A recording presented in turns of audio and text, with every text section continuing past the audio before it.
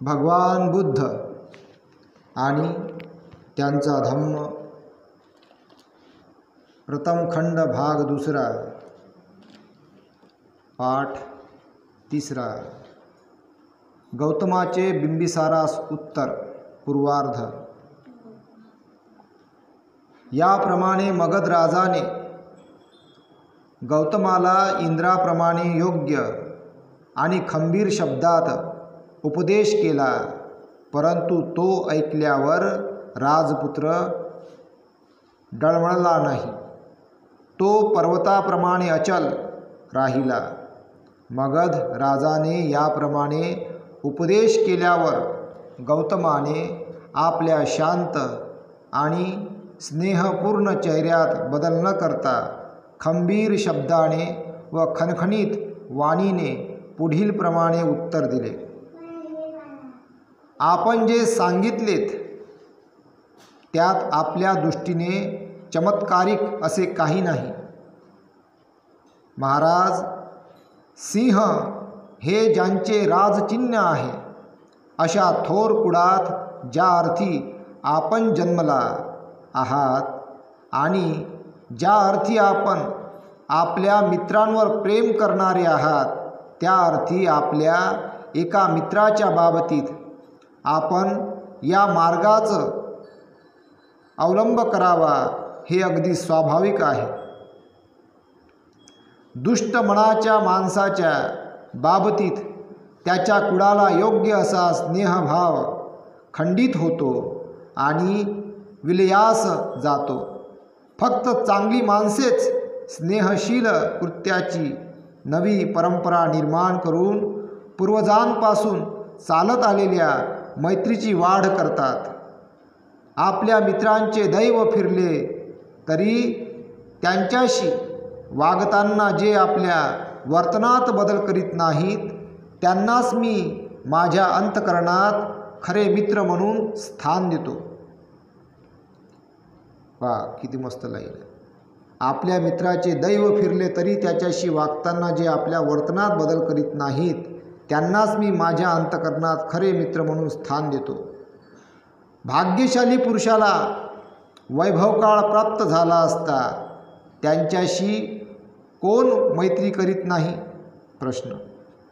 म्हणजे एखाद्याकडे खूप पैसा आहे, घर बंगला आहे, कार आहे, सोनं नाणं बम आहे, त्याच्याशी कोणी राहते सोबत? त्याच्यावाले बम चिपकतेले. काय भाऊ, काय तुमचा माऊल आहे, तुमची त्याच्या शान सल्लग आहे, काय तुमची गाडी, काय तुमचा बंगला, काय तुमच्या अंगावर सोनं, काय नाणं, काय माऊल आहे तुमचा? त्याला लय जण जुळतात, मग बम त्या सोबती राहतात. जसा तो बर्बाद झाला, सोबती गायब. तोच समजून घ्या बर्बाद झाला, काहीच नाही यापाशी राहिलं, सगळे सोबती गायब. पण जो ते हे जुळून असन खरा मित्र, तोच त्याचा खरा मित्र. जो पहिले तसाच होता आणि आजही तसाच आहे, तो जो त्याला जुळून आहे तोच त्याचा खरा मित्र. नाही तर पैदल माणसावर कोणीच राहत नाही. जर तो कितीही चांगला असेल, मग तो किती चांगला असेल, त्या संपत्ती नाही, बंगला नाही, गाडी नाही, काही नाही, काही नाही, पुरा पैदल आहे, पण चांगला आहे, तो एकटाच राहते. हे समजून घ्यायचं. कारण हे जग मोहाने भरलेलं आहे. मोह हे दागदागिने, अलंकार, धन संपत्ती हे मोह आहे. तर याले जो चिपकून आहे तोच व्यक्ती अशा लोकांना जुळतो का ज्याच्याकडे संपत्ती आहे, जो मोहित झालेला आहे. पण जो एकदम खरा आहे, प्रामाणिक आहे, पैदल आहे, बिचारा काहीच नाही त्यापाशी, संपत्ती नाही, काही नाही, काही नाही, एकदम साधा आहे, पैदल आहे, तो एकटाच राहते जीवनात. हे तुम्ही समजून घ्यायचं. तर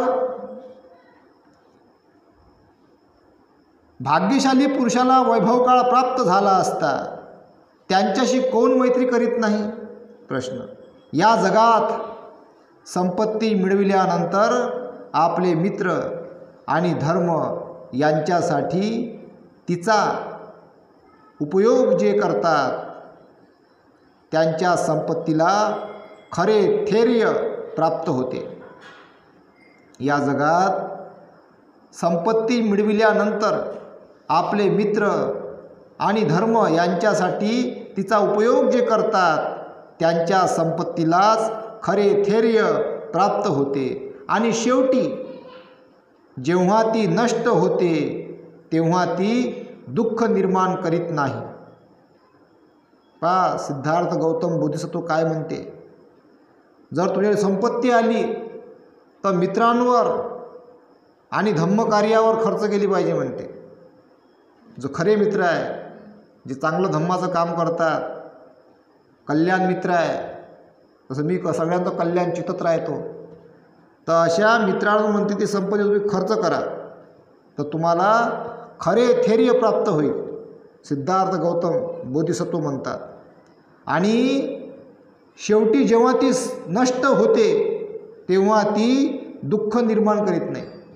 जर ती समजा संपत्ती तुमची असं धम्माचं कार्य करता करता नष्ट झाली तर त्याचं तुम्हाला दुःख होत नाही, कारण तुम्ही ते चांगल्या मार्गानं गमावलेली आहे, म्हणून त्याचं दुःख होत नसते. जसं आता मी 10 मूर्त्याचा ऑर्डर केला, पैसे देऊन टाकले ॲडव्हान्स, भगवान बुद्धांच्या मूर्त्या 10 आपण ते लॉर्ड बुद्ध चॅनल आहे, लॉर्ड बुद्धवर टी व्ही चॅनल आहे आपलं, त्याच्यावर प्रश्न विचारून आपण ते गिफ्ट देणार, तर त्याचं आपलं दुःख नाही, देऊन टाकला ॲडव्हान्स, बनवायला टाकल्या मस्त पॉलिशिंगच्या मूर्त्या, चांगल्या धातूच्या, सिमेंट धातू नाही, पितळच्या नाही, सिमेंट धातूच्या आहे, चांगले आहे पण सुंदर आहे. तर शेवटी जेव्हा ती नष्ट होते तेव्हा ती दुःख निर्माण करीत नाही. महाराज माझ्याविषयीच्या आपल्या सूचनेला शुद्ध औदार्य आणि मित्रत्व याचीच प्रेरणा आहे. मी आपल्याला नम्रतेने आणि शुद्ध मित्र भावाने भेटेन. मी माझ्या उत्तरार्थ दुसऱ्या कशाचाही उच्चार करणार नाही. मला ह्या ऐहिक वस्तूची जितकी भीती वाटते तितकी सर्पाची, आकाशातून होणाऱ्या वज्राघाताची किंवा वाऱ्याने भडकणाऱ्या ज्वालांचीही वाटत नाही. आपल्या आनंदाची आणि आपल्या संपत्तीची लूटमार करणारी ही क्षणभंगूर सुखे जगभर भ्रामक कल्पनाप्रमाणे निरर्थक तरंगत असतात. त्यांची नुसती आशा केली तरीही माणसांची मने ती मोहून टाकतात आणि त्यांच्या अंतःकरणात त्यांनी जर घर केले तर ती त्यांना अधिकच मोहून टाकतात. सुखाला बळी पडलेल्यांना देवांच्या स्वर्गात देखील आनंद मिळत नाही. सुखाला जे बळी पडलेले आहेत, सुखच पाहिजे म्हणते, सुखच सुख पाहिजे, तर म्हणतात सुखाला बळी पडलेल्यांना देवांच्या स्वर्गात देखील आनंद मिळत नाही आणि मानवाच्या जगात तर आनंद मुळीच मिळत नाही. वाऱ्याचा मित्र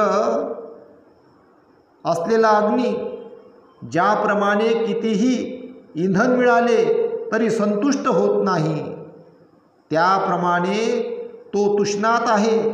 त्याला कितीही सुखे मिळाली तरी तो तृप्त होत नाही. वाऱ्याचा अग्नी आणि मित्र. या जगात सुखासारखी दुसरी आपली आपत्ती नाही. या जगात सुखासारखी दुसरी आपत्ती नाही. लोक भ्रमामुळे सुखासक्त होतात. सत्य म्हणते काय हे समजले आणि असत्याची भीती वाटू लागली तर कोणता शहाणा मनुष्य स्वतःहून असत्याची इच्छा करील? कोणता शहाणा मनुष्य असत्याची इच्छा धरील? प्रश्न.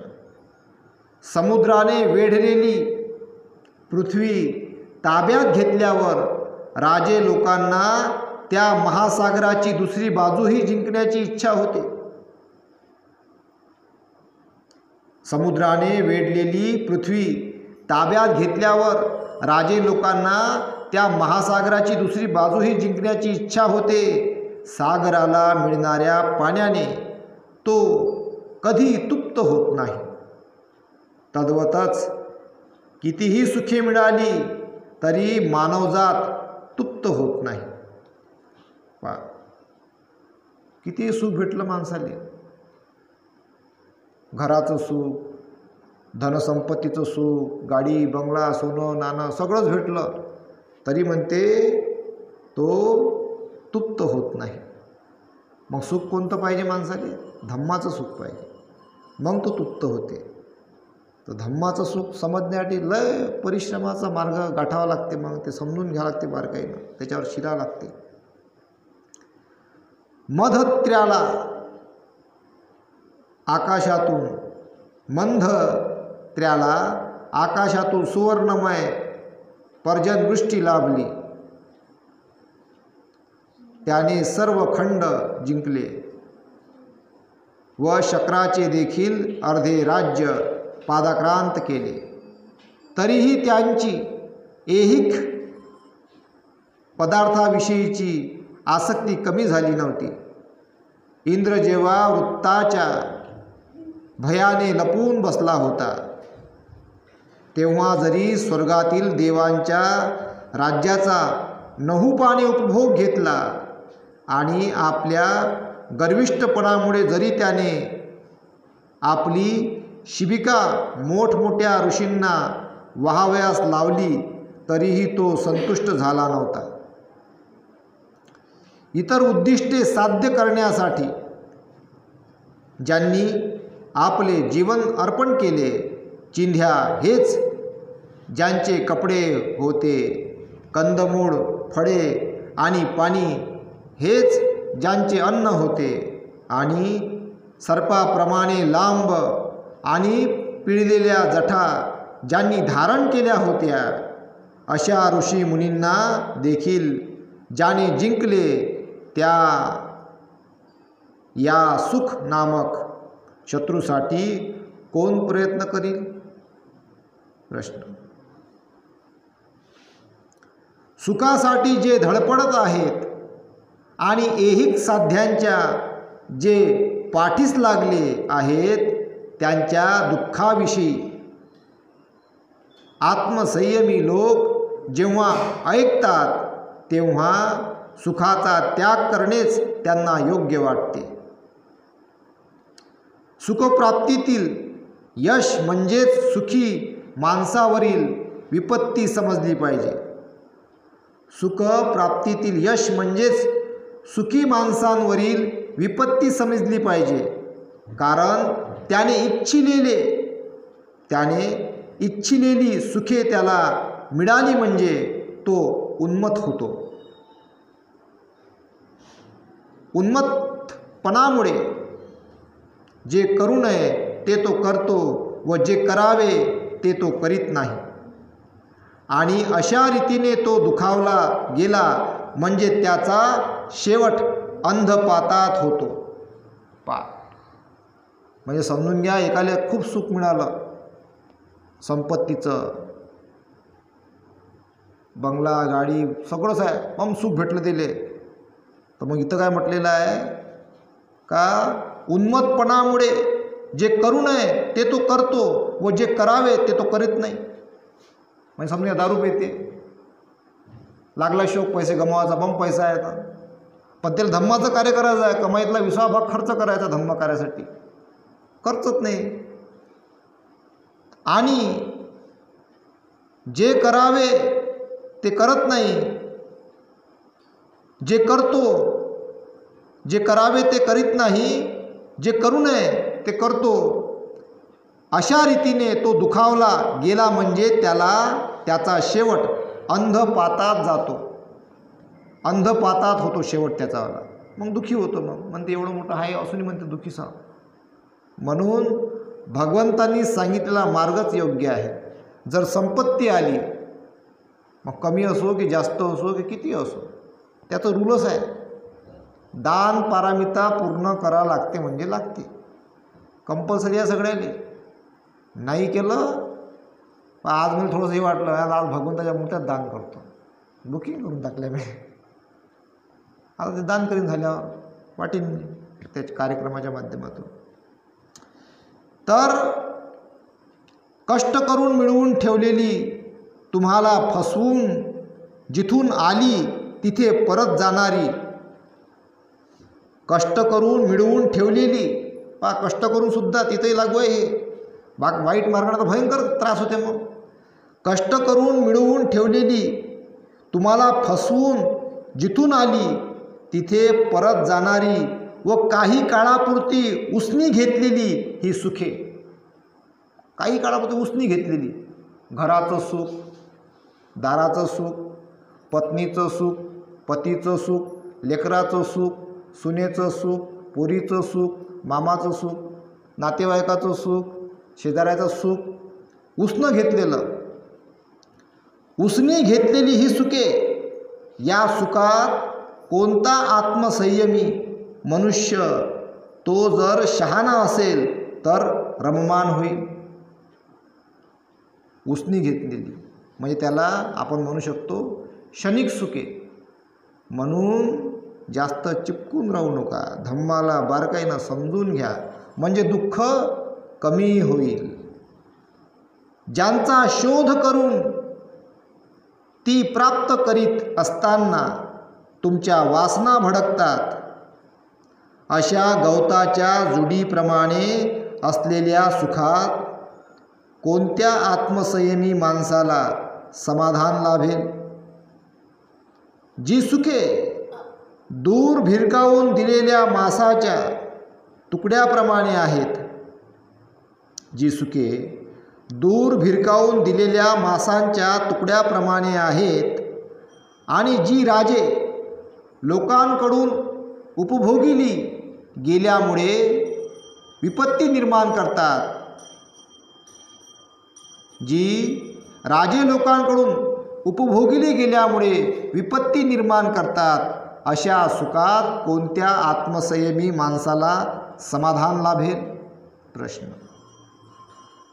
ज्या सुखात रममाण होणाऱ्या माणसांवर अनेक बाजूंनी संकटे कोसळतात आणि जी वासनांप्रमाणे विनाशकारी आहेत, अशा या सुखात कोणत्या आत्मसंयमी माणसाला समाधान लाभेल. प्रश्न. प्रश्नार्थी उत्तर आहे. ज्यांच्या अंतःकरणाचा या सुखांनी चावा घेतला आहे, ज्याच्या अंतःकरणाचा या सुखांनी चावा घेतला आहे, अशा आत्मसंयमी पुरुषांचाही नाश होतो. चावामध्ये लय कुठं अर्थ दडलेला आहे. बघा, सुखानं चावा घेतला, मग पैसे आरामच करतो म्हणते. आता झोपूनच आता कुठं जात, बम आराम करते, बम जेवण खावा नेते, बम रोग पोटा, ॲपेंडिक्सचा गोळा, हृदय दुखू राहिलं, पोट दुखते, बिमाऱ्याच बिमाऱ्या आहे का नाही. मग काय करते ते सुख, काय करते चावा घेते. मग डॉक्टर साहेब हे घुटणे लय दुखू राहिले, घुटण्यातलं ऑइल संपलं म्हणते डॉक्टर म्हणते. मग डोळे गेले कामातून, मग कानानं ऐकू येत नाही. सुखच सुख, सुखच सुख, जास्त सुख घेतं ते चावा घेते ना. मग म्हणून म्हटलं गेलेले आहे, ज्यांच्या अंतःकरणाचा या सुखांनी चावा घेतला आहे, मग कोणत्याही क्षेत्रातलं असू द्या म्हणा, शरीराचं किंवा मानसिकतेचं, मग बंगल्याचं असू द्या, संपत्तीचं असू द्या, गाडीचं असू द्या, किंवा शरीराचं सुख असू द्या, कुठलं तरी सुख काही अतिरिक्त झालं तर मग चावा घेते, चपकन चावते. मग पूर्ण ते दुःख निर्माण करते. ज्याच्या अंतःकरणाचा या सुखांनी चावा घेतला आहे, अशा आत्मसंयमी पुरुषांचाही नाश होतो. त्यांना आनंद मिळत नाही. संतापलेल्या क्रूर सर्पाप्रमाणे असलेल्या ह्या सुखांमध्ये कोणत्या आत्मसंयमी माणसाला समाधान लाभेल. संतापलेल्या क्रूर सर्पाप्रमाणे, तो सर्प पाहिला ना तुम्ही, फणी काढते असा, फुस करते असा, आहे का नाही, चिल्लावते. तर त्याचं उदाहरण दिलं आहे इथं. संतापलेल्या क्रूर सर्पाप्रमाणे असलेल्या ह्या सुखांमध्ये कोणत्या आत्मसंयमी माणसाला समाधान लाभेल? प्रश्नार्थी उत्तर. हाड चघळीत उपाशी, हाड चघळीत उपाशी मरणाऱ्या कुत्र्याप्रमाणे जरी त्या सुखांचा उपभोग माणसांनी घेतला तरी त्याचे समाधान होत नाही. समाधान होत नाही म्हणते. हाड चघळीत उपाशी मरणाऱ्या कुत्र्यांप्रमाणे जरी त्या सुखाचा उपभोग माणसांनी घेतला तरी त्याचे समाधान होत नाही. समाधान होत नाही म्हणते. कायचंही सुख घेतलं तुम्ही जीवनात, संपत्तीचं, वैभवाचं, कोणतंही सुख, शारीरिक किंवा मानसिक, तरी समाधान होत नाही. मी तर एक पाहिला, पेपरात वाचलो तुला माहिती आहे, काहीतरी असं 80 का 90 लाख रुपये तो भिकारी सोबत घेऊनच मेला. त्यानं भीक मागितली, भीक मागितली, काहीतरी लाखो रुपये त्या गटोड्यात पडूनच तो मेला ना. त्या संपत्तीचा उपभोगच नाही घेतला, भीक मागता मागताच मेला. असं होते. म्हणून म्हटलं गेलेलं आहे, समाधान होत नाही. मेलेल्या हाडाच्या सापड्याप्रमाणे असलेल्या ह्या सुखांमध्ये कोणत्या आत्मसंयमी माणसाला समाधान लाभेल?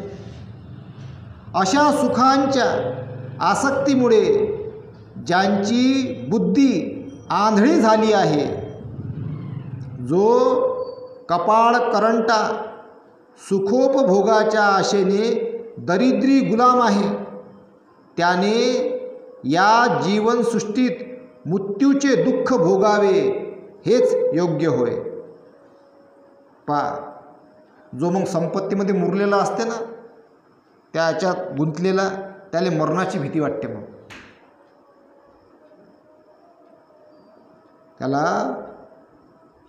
मरणाची भीती वाटते. त्याने या जीवसृष्टीत मृत्यूचे दुःख भोगावे हेच योग्य होय.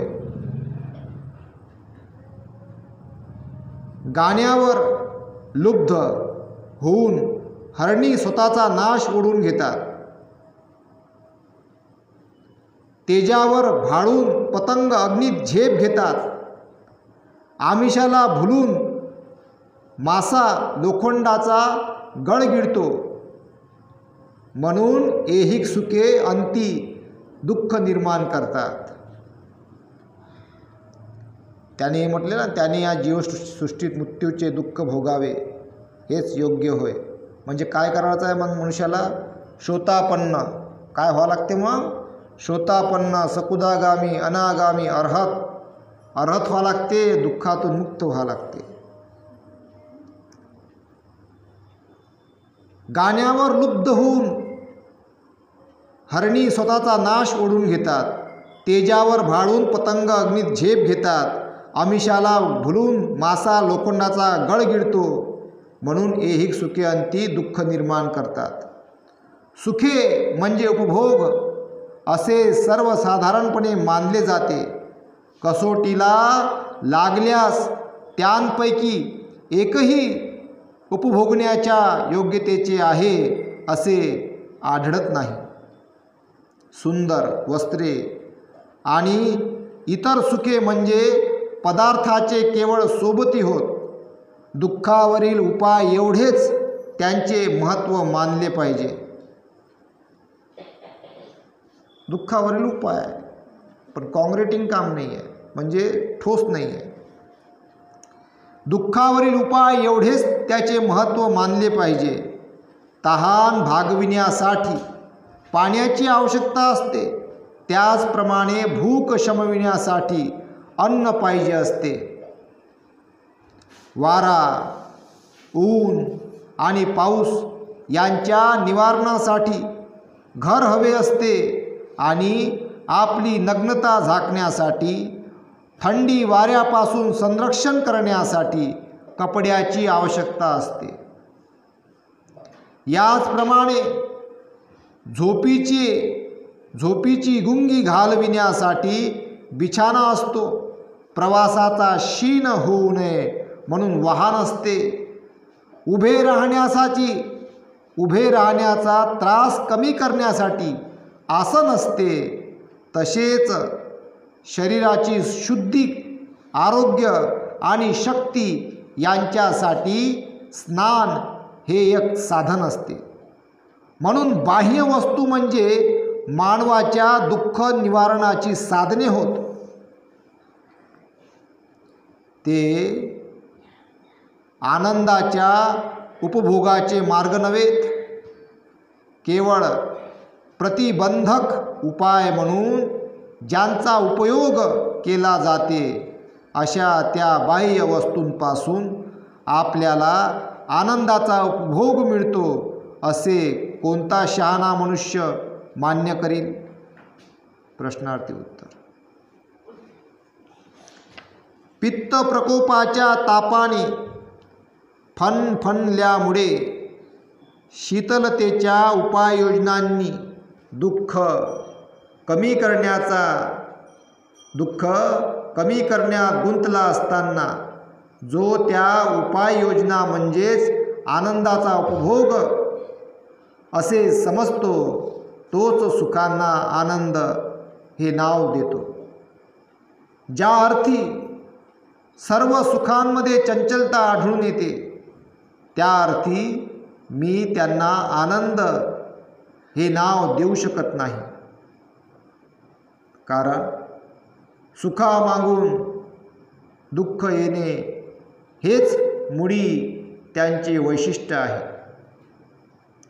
भरपूर कपडे आणि सुगंधी कोरफड या वस्तू हिवाळ्यात सुखदायक असतात, परंतु उन्हाळ्यात त्रासदायक ठरतात. आणि चंद्रकिरण व चंदन उन्हाळ्यात सुखदायक असतात पण हिवाळ्यात दुःखदायक ठरतात. सर्वांना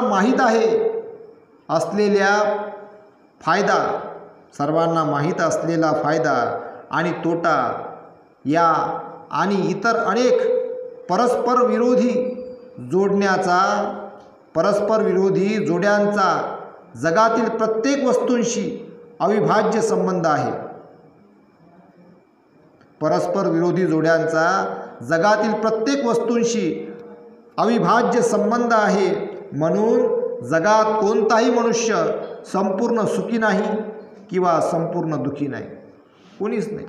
संपूर्ण सुखी नाही, संपूर्ण दुःखी नाही.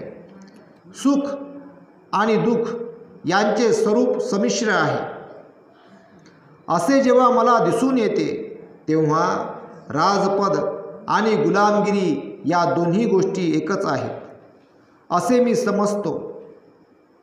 राजा नेहमीच हसत नसतो किंवा गुलाम नेहमीच दुःखात नसतो. राजा होणे म्हणजे अधिक व्यापक अशा जबाबदाऱ्यांना स्वीकारणे होय. आणि म्हणून राजाची दुःखे मोठी असतात. कारण राजा हा खुंटीसारखा आहे. तो जगासाठी त्रास सहन करीत असतो. जे राजपद जाण्याची भीती असते आणि ज्याला कपटीपणाचे वर्तन आवडते अशा राजपदावर जर राजाची निष्ठा असेल तर तो राजा दुर्दैवी होय.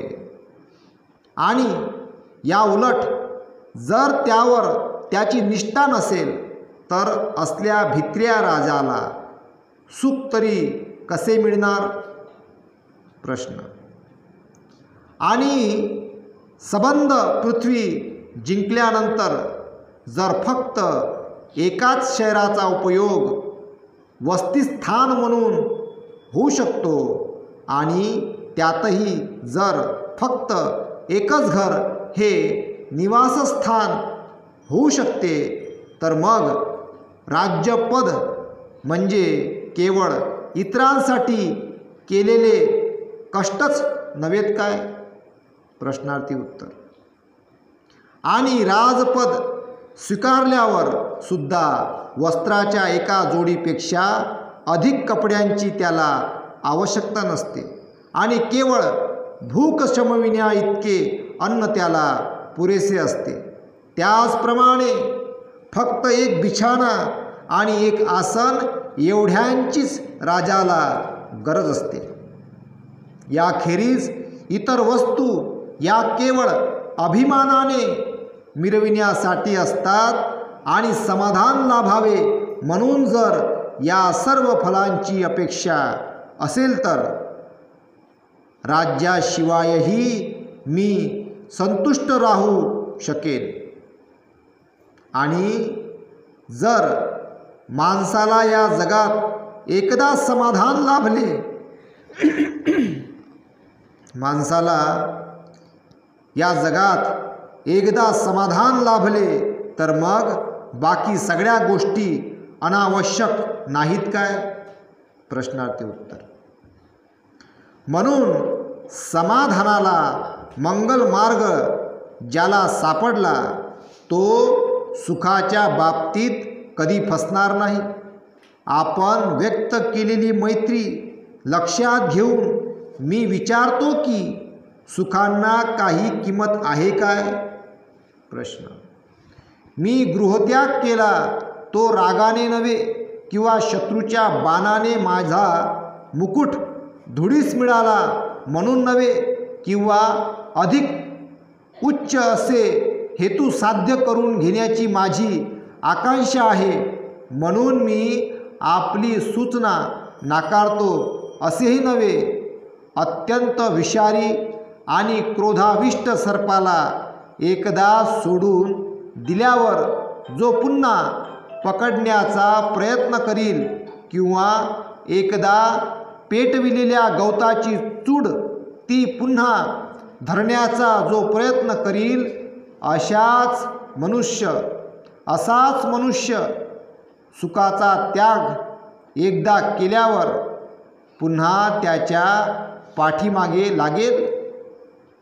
डोळस असून जो आंधळ्याचा हेवा करील, स्वतंत्र असून बंधनात असलेल्यांचा हेवा करील, श्रीमंत असून कंगाल माणसाचा हेवा करील, शहाणा असून वेड्याचा हेवा करील, तोच मी म्हणतो फक्त तोच मनुष्य ऐहिक सुखाच्या मागे लागलेल्या माणसाचा हेवा करील. माझ्या सन्मित्रा, जो भिक्षेवर गुजराण करतो त्याची कीव करण्याचे कारण नाही. त्याला या जगात उत्कृष्ट समाधान लाभते, संपूर्ण शांती मिळते आणि त्यांच्या दृष्टीने परलोकातील सर्व दुःखे नाहीशी झालेली असतात. परंतु संपत्तीमान असूनही जो लोभिष्ट आहे त्याला या जगात शांतीचे समाधान लाभत तर नाहीच. जो लोभिष्ट आहे त्याला या जगात शांतीचे समाधान लाभत तर नाहीच, पण परलोकी मात्र दुःख अनुभवावे लागते, त्याची मात्र कीव केली पाहिजे. आपण जे मला सांगितले ते आपले चरित्र, आपला जीवनमार्ग आणि आपले कुळ यांना शोभेल असे आहे आणि माझा निश्चय पार पाडणे हे देखील माझे चरित्र, माझा जीवनमार्ग, माझे कुळ यांना शोभेल असेच आहे. बघा, हे झालं गौतमाचं प्रश्नार्थी उत्तर पूर्वाच्या याच्यावर. आता गौतमाचे उत्तरार्ध हे आपण आताही घेऊ शकतो किंवा आपण उद्याही घेऊ शकतो. काय करायचं मग? तुम्हाला झोप लागू राहिली का? आता मी एक पान आहे.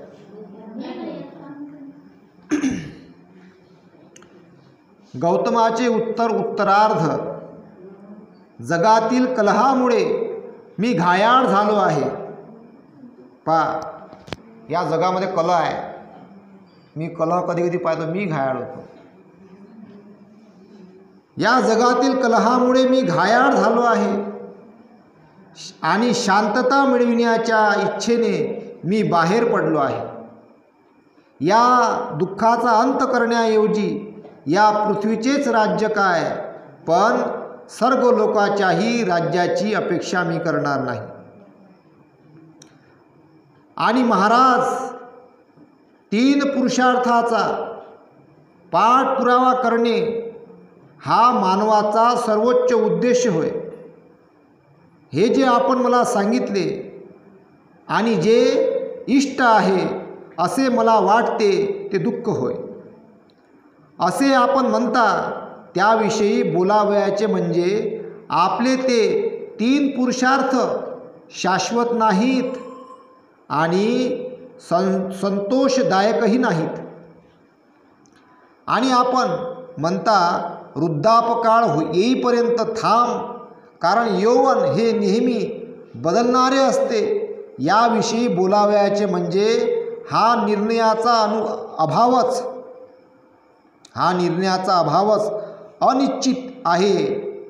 कारण वृद्धावस्थेतही अस्थिरता असू शकते, परंतु ज्या अर्थी दैव आपल्या कलेत इतके कुशल आहे की ते जगाला कोणत्याही काळी आपल्या कण्यात ठेवू शकते, त्या अर्थी ज्याला शांततेची इच्छा आहे आणि मृत्यू केव्हा येईल हे ज्याला माहीत नाही, असा कोणता शहाणा मनुष्य वृद्धापकाळाची वाट पाहत बसेल? प्रश्नार्थी उत्तर. वृद्धत्व रूपी शस्त्राने आणि जिकडे तिकडे पसरलेल्या रोगरूपी बाणांनी देवांच्या अरण्यात हरणाप्रमाणे धाव घेणाऱ्या प्राणीमात्रांवर प्रहार करीत मृत्यू ज्यावेळी एखाद्या शिकाऱ्याप्रमाणे तत्परतेने उभा असतो, असा असतो उभा मृत्यू, त्यावेळी दीर्घायुष्याची इच्छा कुणाच्या मनात निर्माण होऊ शकेल? प्रश्नार्थी उत्तर. ज्यांचे अंतकरण दयेने पूर्णपणे भरलेले आहे अशा धार्मिक माणसाच्या मार्गाची निवड करणे हेच तरुण, वृद्ध किंवा लहान मूल यांना योग्य ठरेल. आणि आपण म्हणता की तुझ्या वंशाला शोभणारे आणि उत्कृष्ट फळ देणारे असे यज्ञ तू धर्मासाठी नेहमी करीत राहा. अशा यज्ञांना माझा नमस्कार. दुसऱ्यांना दुःख देऊन मिळणारे कोणतेही फळ मिळविण्याची माझी इच्छा नाही. भावी फळांच्या आशेने असहाय्य पशुला ठार करण्याचे यज्ञाचे फळ, भावी फळाच्या आशेने असहाय्य पशुला ठार करण्याचे यज्ञाचे फळ जरी शाश्वत मिळणारेही असले तरी देखील दयाशील आणि सहृदय माणसाच्या दृष्टीने ती अयोग्यच कृती ठरेल. त्या काळामध्ये यज्ञामध्ये गाई, बैल, हरण, जनावरं भाजायचे यज्ञामध्ये, त्याला असं यज्ञ राहायचं त्यावेळेस.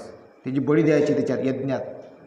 घोडा, असे असंख्य प्राणी त्या यज्ञामध्ये बळी द्यायचे त्यावेळेस, अशी परंपरा होती. पण सिद्धार्थ गौतमानं ते परंपरा मोडून काढली, बंद पाडली. इतके महान सिद्धार्थ गौतम होते.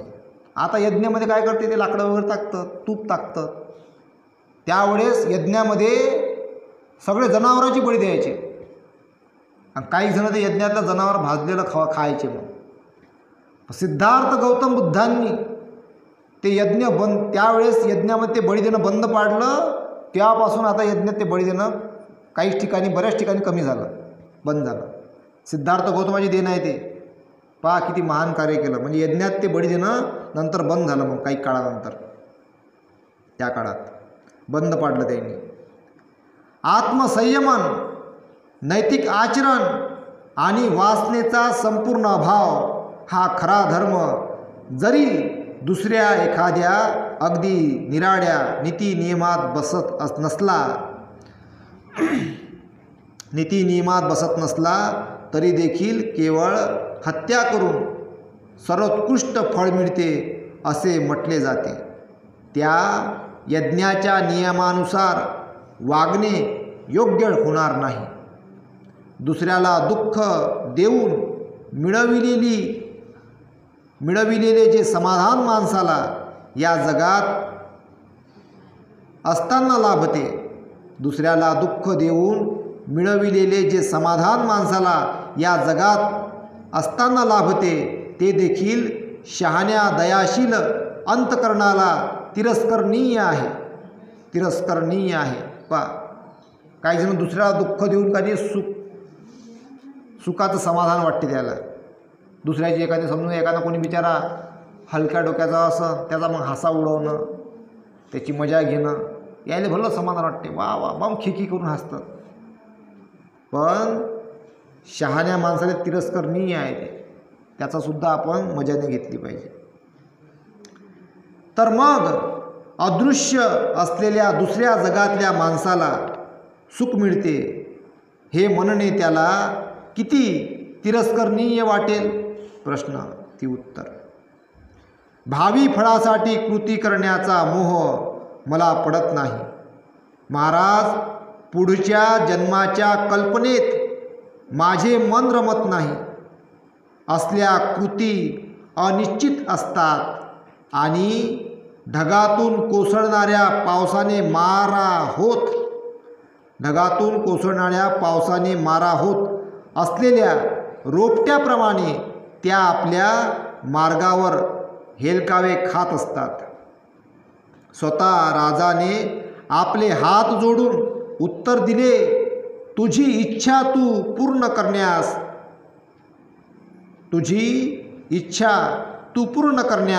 माझी हरकत नाही. तुला जे जे काही करावयाचे आहे ते सिद्धीस गेल्यानंतर मला भेटण्याची कृपा कर. राजाने हात जोडले. स्वतः राजाने हात जोडून उत्तर दिले, तुझी इच्छा तू पूर्ण करण्यास माझी हरकत नाही. तुला जे जे काही करावयाचे आहे ते सिद्धीस गेल्यानंतर मला भेटण्याची कृपा कर. पुन्हा भेटण्याचे निश्चित आश्वासन गौतमाकडून घेतल्यावर राजा आपल्या सेवकांसह राजवाड्याकडे परतला. असं बोलून राजा पूर्ण ऐकलं. मग सिद्धार्थ गौतमाचा पूर्ण ऐकलं आणि हात जोडून उत्तर दिलं का बा तू जे जे तुला प्राप्त होईल ते सगळं प्राप्त केल्यानंतर कृपा करून मला भेटा असं राजानं सिद्धार्थ गौतमांना सांगितलं. आणि मग राजा आपल्या राजवाड्याकडे परतला. तर इथेच थांबतो. साधू साधू पण लागते. साधू साधू म्हणजे उत्तम, अतिउत्तम, सर्वोत्तम.